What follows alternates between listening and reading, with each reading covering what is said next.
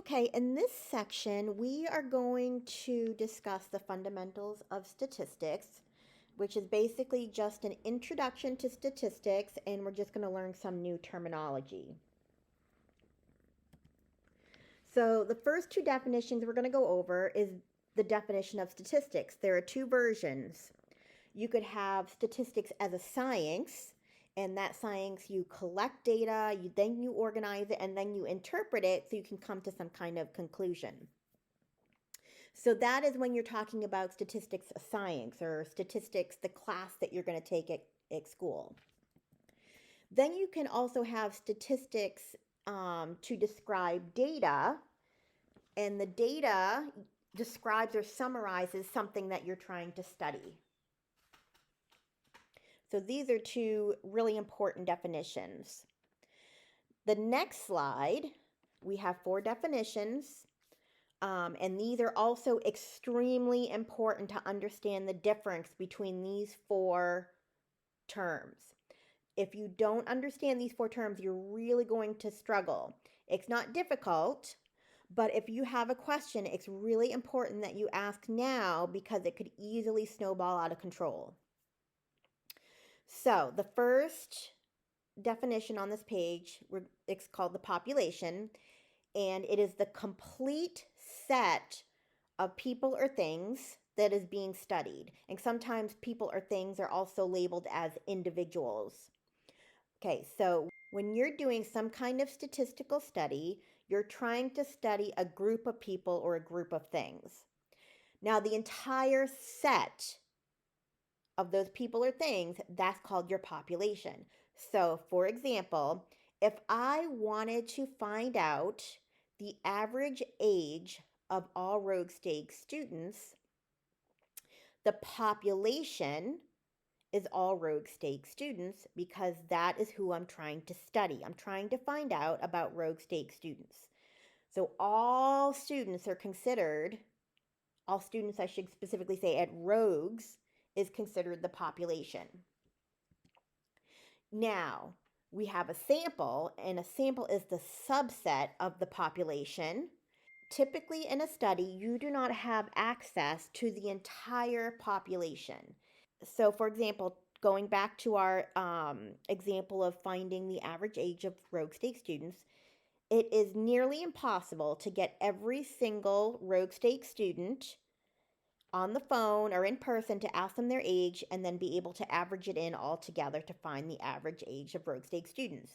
So, when you have that many people or things that you're trying to study, what we usually do is we take a sample, and we usually try to take enough people that we can get enough information from it, but we take a group from the population called a sample, and we collect information from that sample and then draw conclusions about the population based on that sample. So, for example, if I take everybody in our class, average the age of everybody in our class, maybe the average of our class comes out to be 32. So we can say the average age of students on campus is 32. So the sample is the subgroup of the population that you're actually collecting the information from. Now we have population parameters and sample statistics. Now, parameters are the numbers that describe the population. So, for example, if I was, by miracle, able to get in touch with every single Rogue State student and was able to gather the age of every Rogue State student and average together, that average would be considered a parameter because that describes the entire population. That average comes from everybody that we're trying to study. So that's called a population parameter. It's a number that describes the population. Now, a sample statistic is a number that comes from the sample.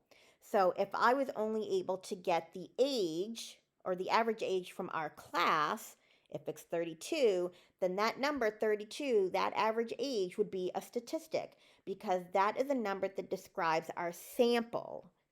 Okay, now we're going to go through an example. It says, describe the population, the sample, the population parameters, and the sample statistics.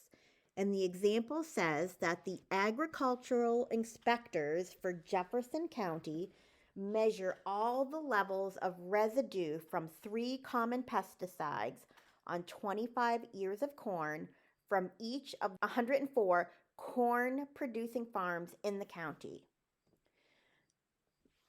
So, the study is about collecting information about the ears of corn. Specifically, they want to measure the levels of residue from pesticides. So, the population is going to be all the ears of corn that are grown in the county. Because if you look at what they're trying to find out about, they're trying to find information about all the ears of corn in that Jefferson County. So the population is all ears of corn grown in that county. Now let's figure out what the sample is. The sample is the group of items that we collect to gather data from. So it's that subgroup. So, from each of those corn producing farms, the inspector collects 25 ears of corn from each of those farms. So, if you put all of those groups together, that is a sample. So, if you take 25 ears of corn from one farm, 25 ears of corn from another farm, etc., you put all those ears of corn together, those are our sample. The population parameter, remember, is the actual measurement that we get from the entire population. Now, since we don't have information about the entire population, we only have it from the sample, we can't actually give the number, but we can describe what the population parameter is. The population parameter is the average levels of residue from all the pesticides in all of the corn.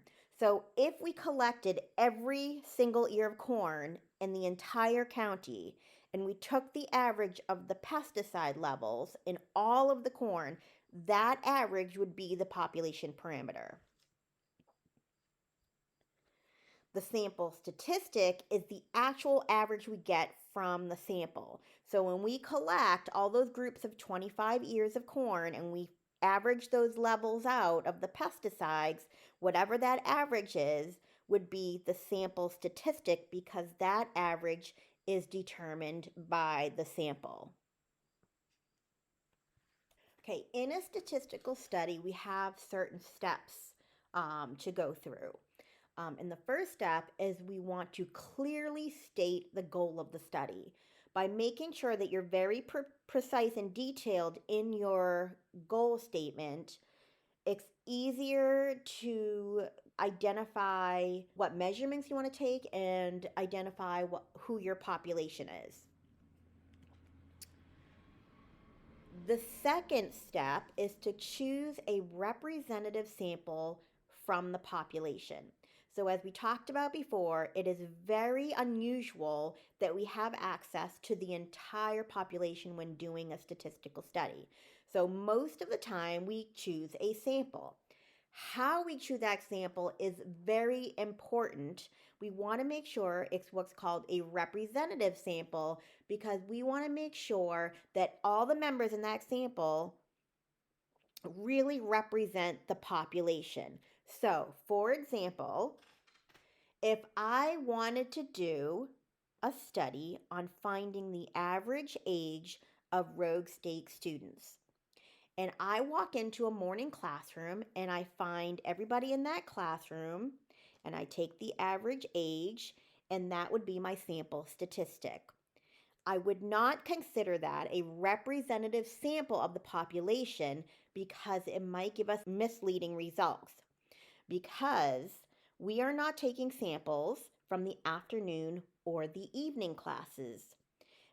Primarily, a lot of the students that take classes in the morning are CCP students, which are the high school students that might come to campus to take college level classes to count as dual credit.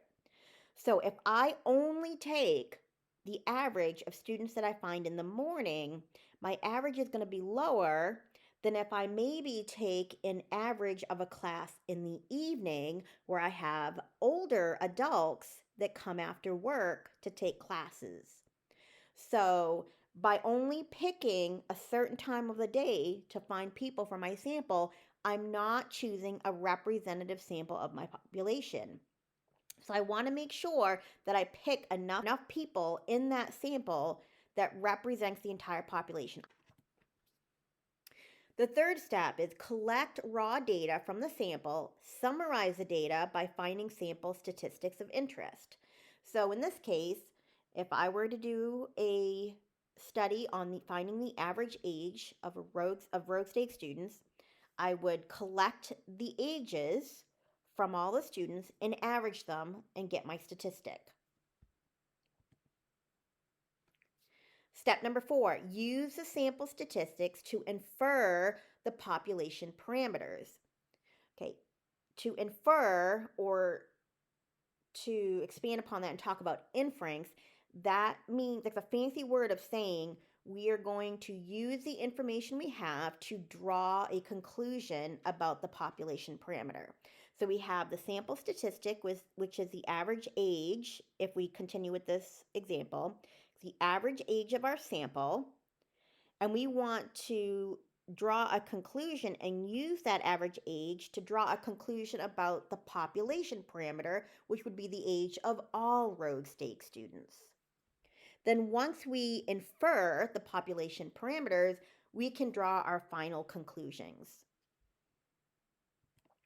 So here is a visual chart of the cycle of a statistical study.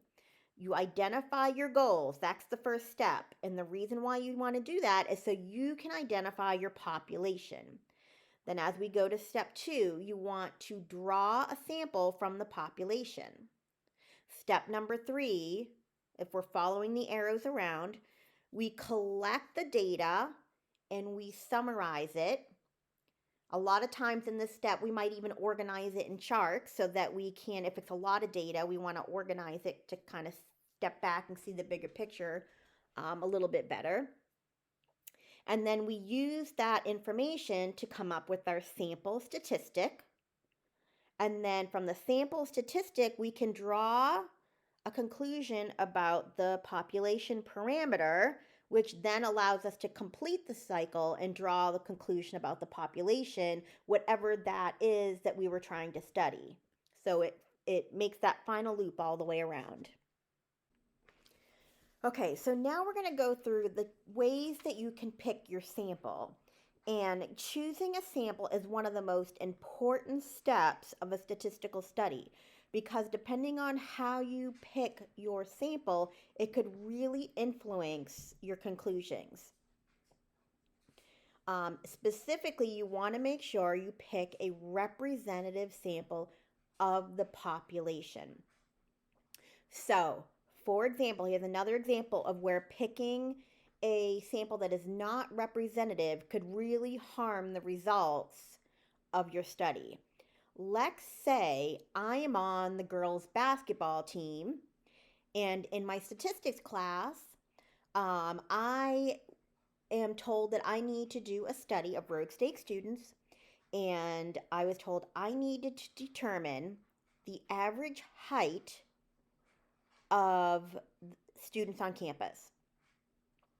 So let's say I go around to my teammates and I use my teammates as a sample.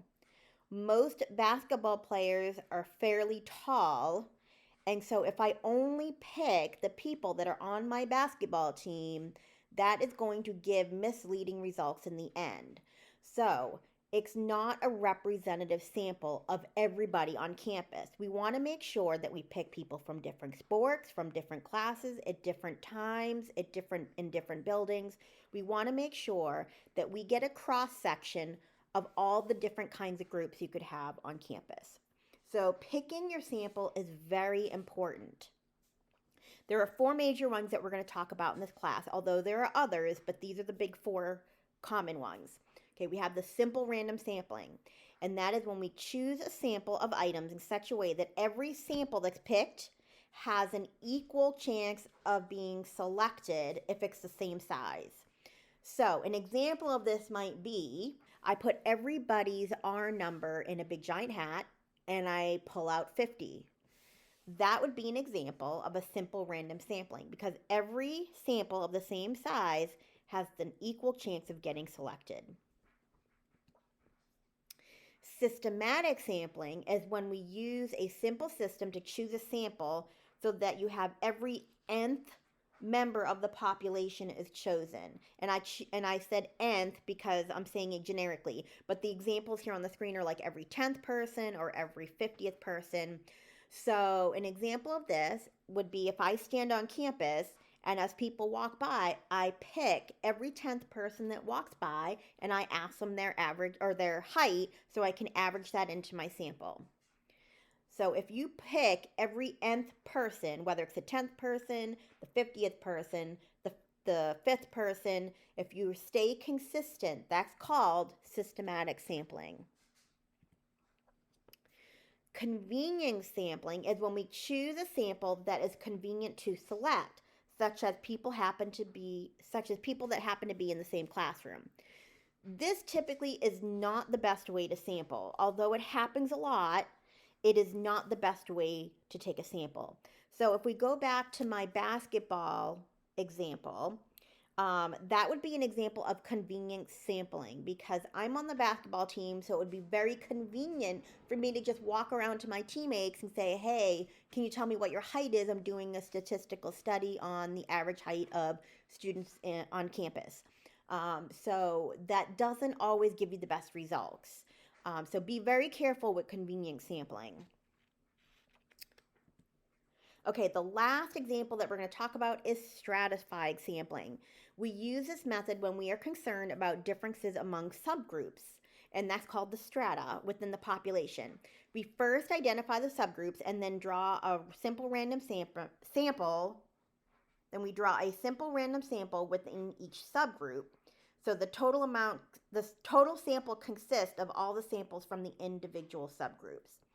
So, for example, if I wanted to make sure that when I'm doing my statistical study, that I pick an equal number of men and women to be in my study, because men are typically taller than women. So I want to make sure that I don't accidentally pick too many men, which would make my average height go up, or I don't want to accidentally pick too many women that might make my average height go down. So let's say I want to pick the same number of men and women. So I would separate women students in one category, men students in the other, and then pick 50 from each of those subgroups. So I'd take 50 women and 50 men.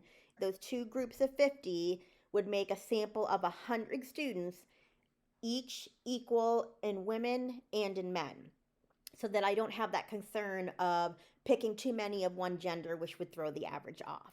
So when we break the population into subgroups and then we pick an equal number of members from that subgroup to put into the sample, that is called stratified sampling. Okay, here are some visuals for the common sampling techniques. Simple random samples. You can use a computer to randomly generate numbers. We have convenient sampling. You can see in the picture where she's just yelling from her apartment, hey, do you support the death penalty? That's convenient sampling. She's grabbing people as they walk by. It might not represent everybody, but she's asking people in a way that's convenient to her. Systematic sampling is when you pick every nth member. So in the bottom left corner of these pictures, you can see two gray people and then a blue person. So it looks like they're picking every third person. So when you pick every third person, that's systematic sampling. Then you have stratified sampling is when you put people in groups and then you pick an equal number from each group and put them in your sample. So in this picture, it looks like they broke it up into two groups and then they pick two people from each of those subgroups, so they'll have 4 in their sample. So the blue people represent the ones that are going into the sample. Okay, here's an example. You are conducting a survey of students in a dormitory. You choose your sample by knocking on the door of every 10th room. Because we're picking every nth room, this is a systematic sample. Here's another example. To survey opinions on a proposed new water line, a research firm randomly draws the addresses of 150 homeowners from a public list of all homeowners. Since each possible sample has the same chance of getting picked, this would be considered a simple random sample. The next example, an agricultural inspectors for Jefferson County checked the levels of residue from 3 common pesticides on 20 ears of corn from each of the 104 corn producing farms in the county. So we talked about this example previously when we were trying to identify the population in the sample, but now we're looking at it again from a different perspective, trying to identify how that sample was picked. So this is definitely going to be stratified because they're looking at each farm as a group. So all the corn on one farm is a group. Then all the farm on another farm is a group.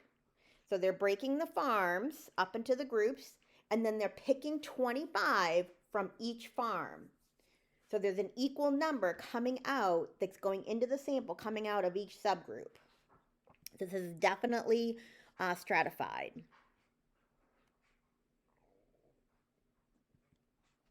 Okay, last example. Anthropologists determined the average brain size of Neanderthals in Europe by studying skulls found at 3 sites in southern Europe.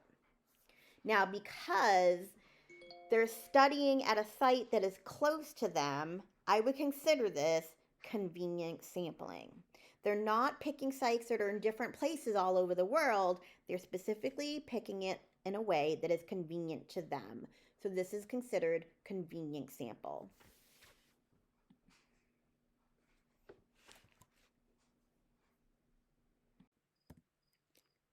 Okay, our next definition is bias. Statistical survey suffers from bias if it's by design tends to favor a certain result.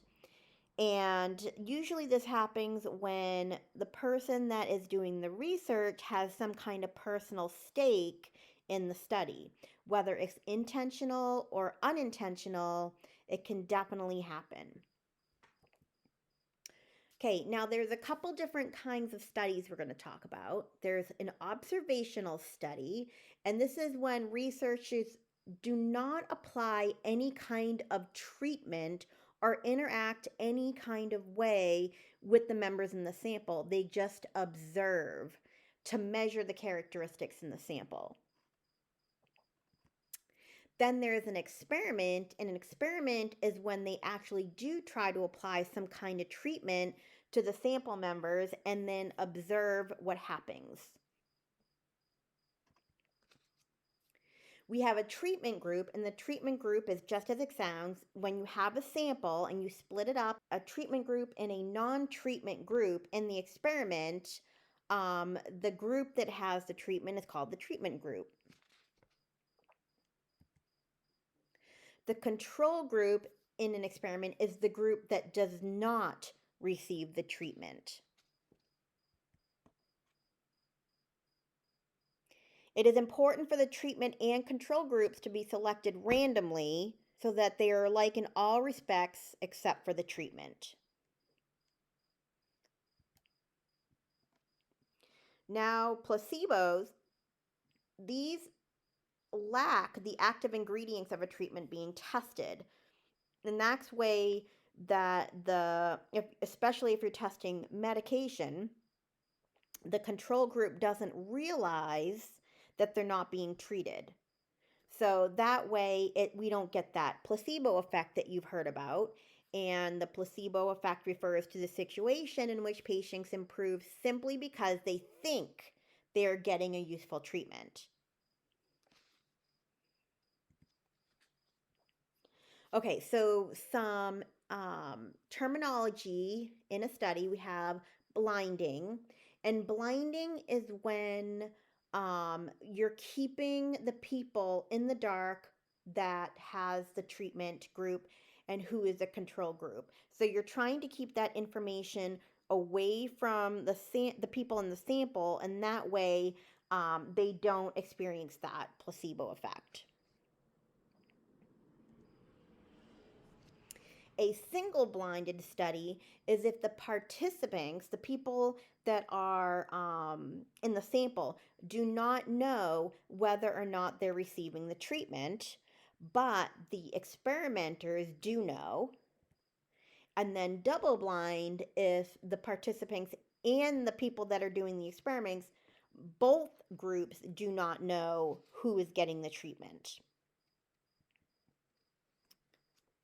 A case control study is an observational study, meaning there's no treatment applied. It resembles an experiment because it naturally divides the groups in two. But you want to specifically recognize that no treatment is given. So the people who engage in the behavior that you're studying, that's the group called the case. And then the control is the people that do not engage in the behavior that you're studying. For each of the following questions, what type of statistical study is most likely to lead to an answer and why? So we're looking to see what is better, an observational study or an experiment in these cases. What is the average income of stockbrokers? For this one, an observational study would be better. All you have to do is look up the income of the stockbrokers and take the average. You don't have to apply any kind of a treatment. Do seatbelts save lives? This one's tricky.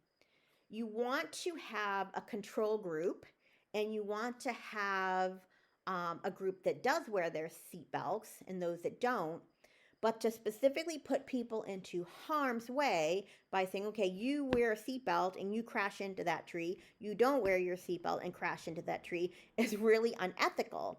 So what's better is to do observational study and do it with case controls. So you observe people when they do get into accidents and recognize if they're wearing their seatbelt and if they're not wearing their seatbelt, and divide them into those two cases. The ones without the seatbelts would be the control group, and the ones that do wear seatbelts would be the treatment group. Can lifting weights improve runners' times in a 10-kilometer race? This would definitely be an experiment because we want to have a control group and a treatment group.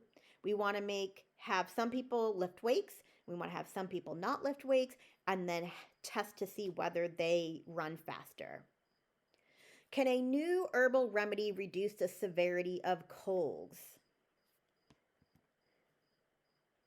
This is a medication type of study.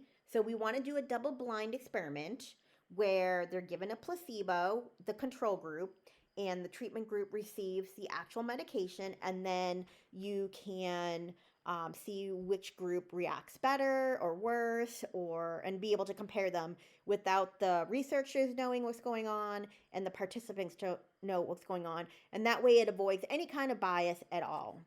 Okay, so the last topics that we're going to go over, we're going to talk about the margin of error, and we're going to talk about a confidence interval.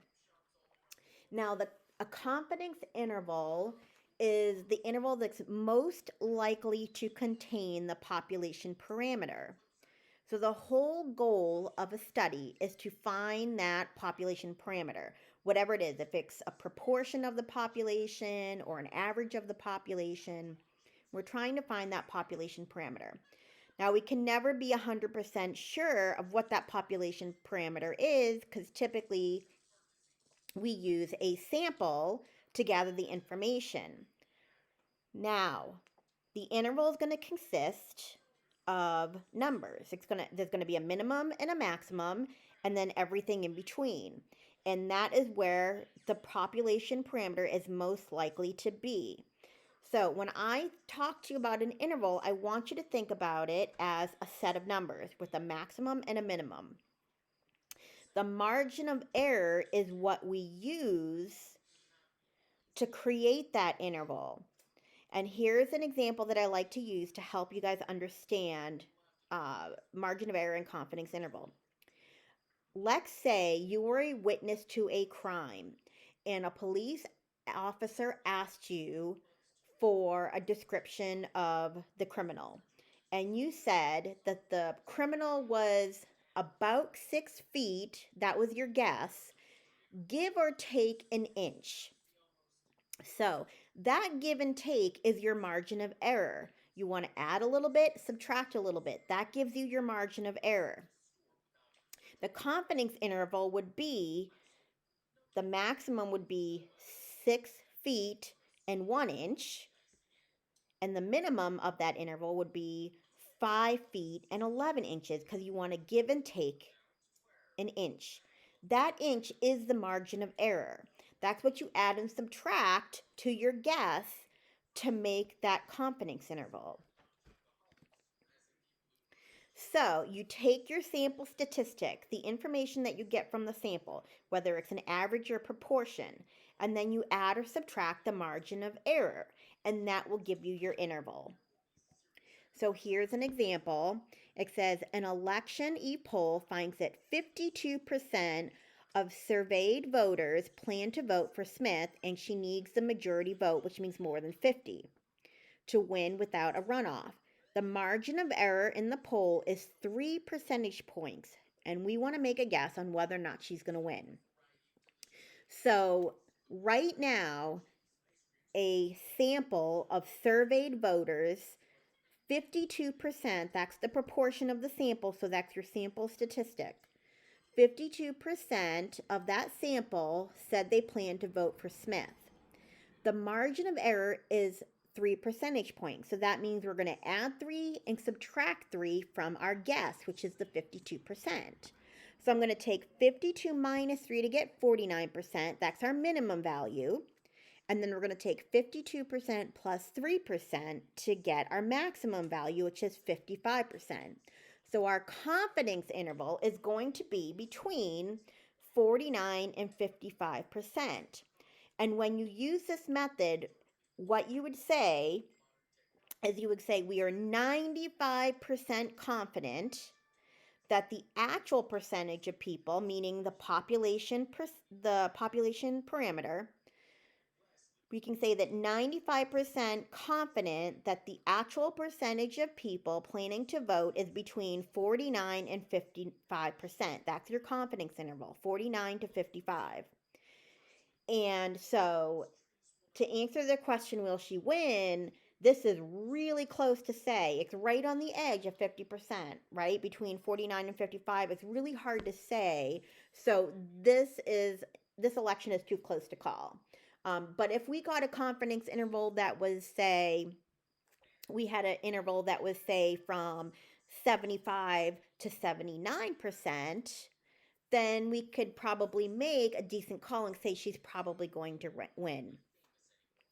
So when you construct your confidence intervals, all you're going to do is take your guess, which is your sample statistic, and you're going to add and subtract the margin of error to come up with your interval.